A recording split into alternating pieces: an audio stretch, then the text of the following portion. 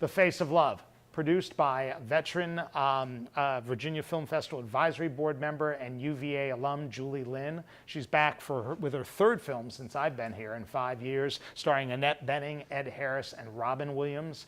And also our special guest starring in the film is Jess Wexler.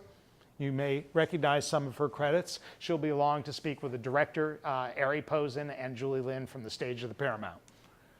First Cousin Once Removed is a very moving documentary that focuses on the work of Edward Honig, a renowned poet, and it's his first cousin once removed, who is the documentarian Alan Berliner, who will be on hand with this very moving film about the onset of Parkinson's disease, Alzheimer's disease on Edwin, and how this remarkable man, this poet, essentially over time loses his memory.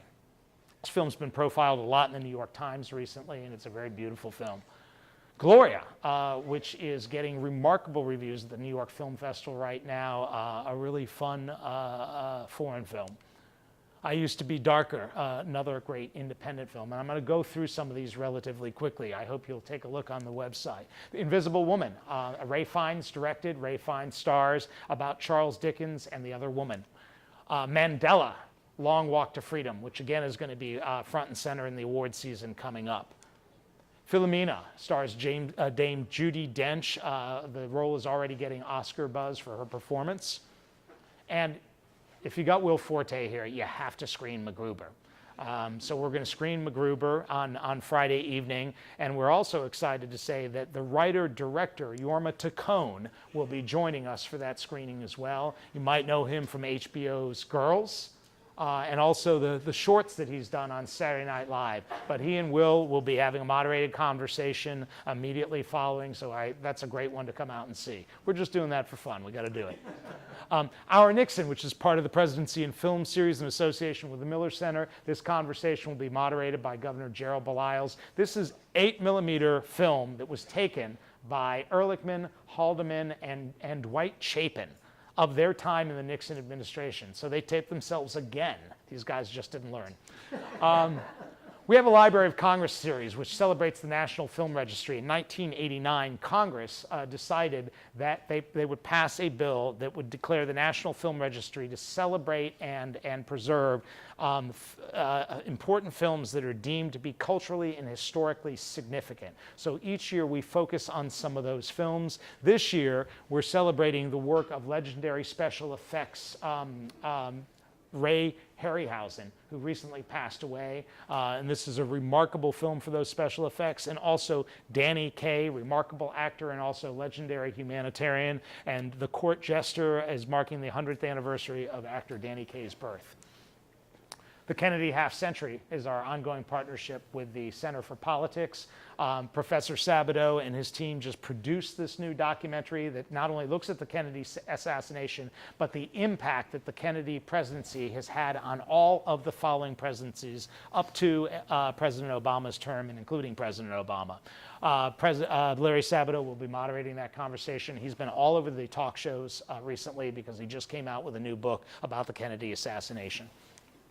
Documentary films, The Armstrong Lie. The Darden School just did a whole panel about this. We're going to be involving them in a discussion. And this started out as a film that was going to praise Lance Armstrong. And then, you know what hit the fan. So things have changed and the documentary changed as a part of this. But this is a fascinating look at that. Bible Quiz, which is about these Bible quiz competitions and the two co-captains that fall in love.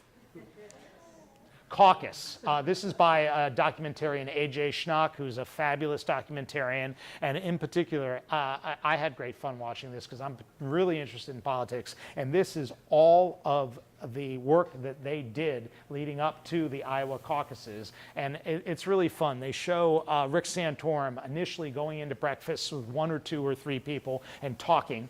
And then suddenly at the end of it, he's talking to 30 people, and then the final week, hundreds of people. But he never fails to grab a donut or a sticky bun on the way out. And by the end of it, he's gained about 15 pounds. You can see it in the sweater vest, which I love. But it also shows the demise of Michelle Bachmann and how that just changed, because she was #1 coming to the Iowa caucuses, fell down to the bottom of the pack and fell out entirely. And Santorum stayed competitive for a long way as a result of this. It's really fascinating to see how the politics work out. The project, which deals with a force that was created to end piracy off the coast of Somalia. Remote area medical, which you've heard about here, and you guys will be involved in as well. And Running from Crazy, a documentary about Mariel Hemingway and the Hemingway family's struggle, legendary struggle with mental health and suicide. Vannon, a look at the Vannon subculture and its highlight of the 1970s. Foreign films this year, Taste of Sin, which is getting remarkable play from China. Bicycling with Molière, which is a really, really great French film. Bicycling, French countryside, sex, and Molière. You can't go wrong with this. The Missing Picture, which takes a look at the genocide of the Khmer Rouge. Really incredible documentary. Museum Hours, a really, really strong foreign film. Satellite Boy, part of our partnership with the Kluge Rue Museum, thank you. We're bringing the director, Catriona Mackenzie, in for this film. The Zigzag Kid, part of our ongoing partnership with Congregation Beth Israel, featuring Jewish and Israeli filmmakers and voices. Spotlight on Virginia films, Seasons with Brian and Julia, that take a look at these farmers as they go through the seasons during the year. Faux Pause, a gay werewolf road movie. And I kid you not, a wonderful film. Brian Weimer was actually the director of Claw. Doug Barry, this is his 5th film in the festival, locally made and produced, but actually a wonderful film. We have a family day on the arts grounds. We're going to have probably 1,500 to 2,000 kids and families join us on the Betsy and John Castine Arts grounds. And all the arts departments and programs are putting on workshops for the kids that day. We do a high school screening of a wonderful film called, well, we're featuring the 60th anniversary of Peter Pan. During that, free for the kids. That's our Young Filmmakers Academy. 667 kids have made 90-second shorts that were presented during the festival. And then we're doing this high school screening of this incredible film as well, William and the Windmill. I think you guys saw that as well. And the filmmaker is coming in. And the Adrenaline Project, a 72-hour filmmaking project in which teams compete to write, edit, create, produce, direct, and star in films that are then presented on Saturday night at the Virginia Film Festival. And the 2nd Street Gallery, we do need your help in volunteering if you're interested. This is a compilation of Kevin Everson's classes, their work, in a digital media gallery installation, which is going to be installed for an entire month at the 2nd Street Gallery, just off the downtown mall. We're having a meet and greet with filmmakers from 6 to 9 on Friday evening, which will include those filmmakers and all the filmmakers that are here for the festival, and it's a really, really cool thing. Oh, you guys aren't going to become sponsors, are you? Yet, but when you come back, we expect that. Exactly right. So I guess more than anything, I hope you'll take advantage of that. We have over 100 films. And one thing I wanted to talk to you about Arts Dollars. We want as many students to come as we possibly can. I'm proud to say that in the 4 years that I've been the director of the Virginia Film Festival, we have quadrupled the number of students that attend. It was about 2,000 the year before I came. Last year we had 8,700 students attend the Virginia Film Festival, which is fabulous. Here's the flip side of that. Because tickets are free, we find a lot of students grab the tickets up and then they don't show. And we tell the filmmakers that are there, you have a sold out audience. And then they get in and they see 20 seats open. And it's just terrible because there are guests that are coming in with the art that they've worked on for so many years. So do me a favor. I want you to get the tickets. If you get the tickets, show. If for some reason you can't, make sure you give them to somebody that they do or turn them back into the box office. Because we have an opportunity either to have other students see them if there's a sellout, and we had 41 sellouts last year. So by not going, you could be keeping a student from going, and it's also revenue for us because we sell to the community as well. So it's a double whammy. Either you're knocking another student out or you're keeping somebody from the community who wanted to see that. So take advantage of it. It's free and they're great. Are there any questions?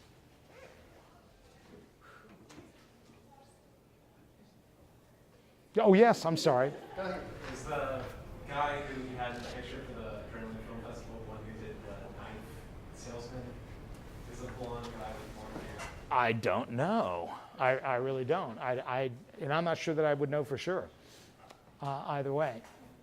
I know that Jeff Wadlow, who recently directed Kick-Ass 2, founded that, and he's coming back to serve as the mentor for this year, which will be really great because he just directed and had his feature film out there, and he's still coming back and giving his time to work with everybody who participates in this. Yes? Which film are you most excited for? Wow. The last film that, as the credits roll, no, I'm kidding. And I'm done with four days of running around like a maniac.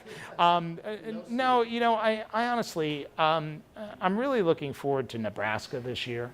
I really am, because for me, having trained as an actor, it's always exciting when you see somebody like Will Forte, who's kind of known as this goofball and everything like this, turn in an incredible dramatic performance that's really, really, really good. And you think about the careers of certain people that have come through Saturday Night Live. I mean, Bill Murray's a perfect example, who early in his career did these kind of goofball roles and then suddenly morphed into this really balanced actor that can still do the comedy but can turn in a beautiful dramatic performance. And as a former actor and as an artist, I really respect that. So I think I'm really excited about Will coming in here and talking about that, and I'm wondering what his career is going to be like now moving forward, that he's accomplished this and done so well. Yes? How can the filmmakers make money if their films are not showing? Many of them don't. Probably, and there's all sorts of levels of filmmakers that some are doing this because it's their passion and they hope to make money and they're still able to create a living doing it. Some of them are using these films as a calling card. They're hoping that these films, as they go out, will generate enough excitement that a studio or somebody's going to come along and sign them to a deal, and they're going to be able to really forge a lengthy career as a result of this. Initially, they're just hoping that they're probably going to meet their expenses if they've produced and financed the film themselves. But every filmmaker who comes in has a different circumstance. It could be that they maxed out their credit card and they made the film. It could be that they have investors. They're all different. So it's tough to say. But a lot of them, they don't. Not initially. It's a long, hard slog, like it is for a lot of artists from time to time.